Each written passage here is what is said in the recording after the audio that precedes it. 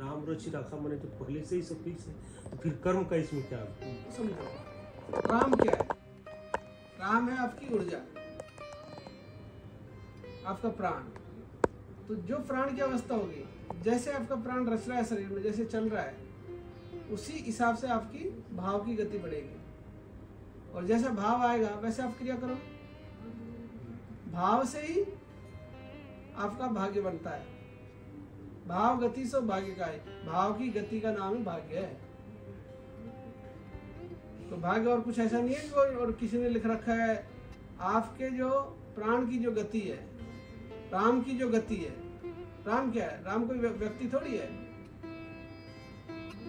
राम तो सत्ता है। राम तो कण कण में व्यापक ऊर्जा का नाम है, जो सबके अंदर है। बोलते नहीं हो सबके घट में राम विराजे।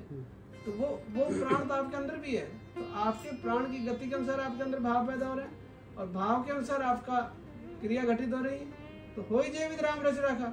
तो जैसा आपका ऊर्जा का अवस्था होगा, आपका अगर प्राण निर्मल होगा तो आप निर्मल काम ही करोगे।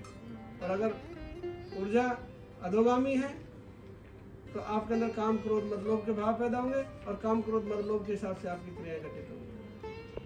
इसीलिए इसको कहा गया हो जय विद राम रच रखा। को कर शक तर्क बढ़ावे शाखा। इसको तर्क से बढ़ा नहीं सकते कि मैं भाव कुछ और है और क्रिया दूसरी कर दी, संभव नहीं है। जैसा भाव होगा वैसे। दूसरी चौपाई भी रामायण में आती है कि कर्म प्रधान विश्व कर रखा, जो जस करें तो सफल चाका। तो कर्म किस पे घटित हो रहा है? आपके भाव पे घटित हो रहा है। तो जैसी आपकी भावना होगी वैसी क्रिया होगी, वैसा आपको फल मिलेगा। इसमें कोई दौराई नहीं है। आप अगर संसार में यश चाहते हो तो दूसरे का सम्मान करना शुरू करो, दूसरे को यश देना शुरू करो, दूसरे की प्रशंसा करना शुरू करो। हमारे मानव सेवा दल में सुख के सूत्र क्या है? पड़ोसी से अगर सम्मान चाहिए तो पड़ोसी को सम्मान दो, पड़ोसी की प्रशंसा करो, पड़ोसी की निंदा मत करो। हम दिन में किसी की प्रशंसा करने का प्रयास करते हैं क्या? नहीं करते हैं। तो दिन में किसी की प्रशंसा अकारण प्रशंसा करने का प्रयास करो। जिस क्षण प्रशंसा करोगे उसी क्षण तुमको आनंद मिलने लग जाएगा, उसी क्षण। पराई निंदा से बचो, अपने से असहाय की सहायता करो। मानव धर्मशास्त्र का चिंतन मनन पठन करो, क्योंकि उसका चिंतन मनन पठन करने से मानवीय मूल्यों के प्रति सचेतनता बढ़ती है, भावों का शुद्धिकरण होता है। इसलिए 5 चीजें बताई गई हैं।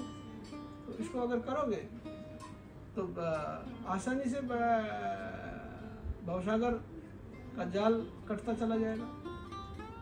करना पड़ेगा कुछ।